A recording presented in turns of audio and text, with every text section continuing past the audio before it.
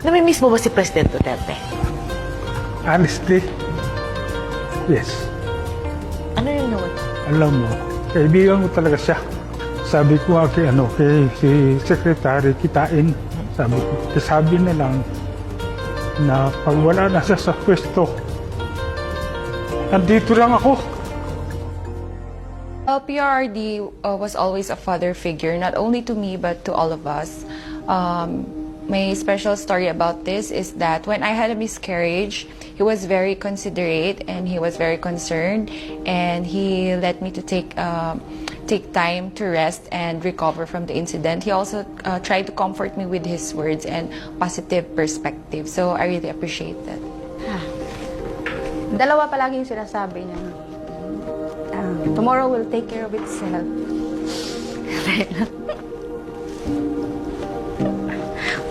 Visit.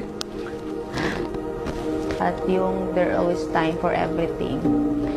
Na yung buhay talaga may panahon. Minsan nasa taas ka, minsan nasa baba. Kaya dapat maging humble ka lang talaga palagi. Marami kang tinuro sa amin na akala mo wala lang, pero tumatak talaga. Na alam mo yung palagi ko sinasabi, ikaw magiging isa sa magiging highlight ng buhay ko.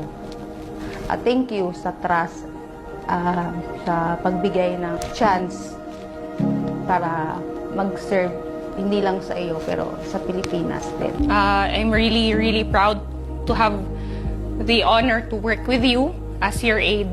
And in TV, you see him wearing barong, but after all the fiasco is over, he goes back and he changes into comfortable clothes, baggy shirts, jogging pants, chinelas, and he will enjoy a simple dish with us.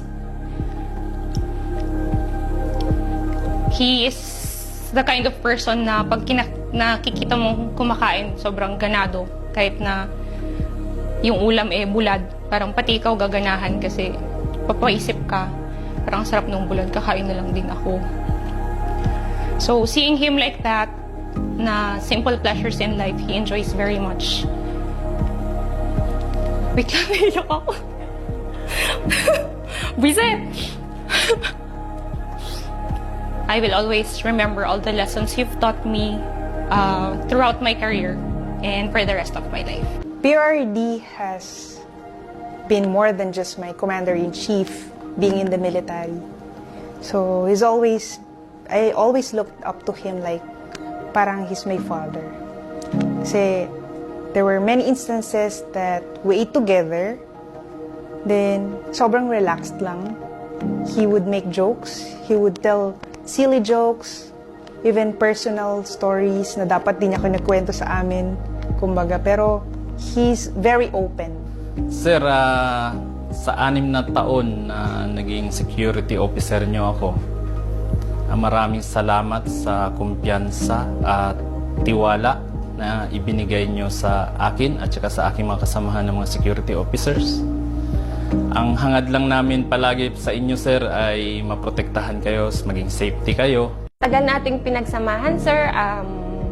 More than 5 years tayong magkasama. Nakita ko yung saya mo, yung hirap mo, yung mga tagumpay mo, syempre. Sana ma-enjoy mo pa yung life mo, na wala nang stress, wala nang lahat na ng gusto mong gawin, magagawa mo. Okay, nagatag ka sa amo, hope, wala ka kabalo sir, pero idol yun ti ka sir. Kasi idol kayo ti ka sir, dili kayo tungod sa imong leadership o sa imong nabuhat sa amo, kundi tungod sa imong pagkamaayong tao. Naarami permis. Maraming salamat po, Tay. On behalf of the 225,000 men and officers of the PNP, we would like to render our snappiest salute to the Commander-in-Chief. Maraming salamat po.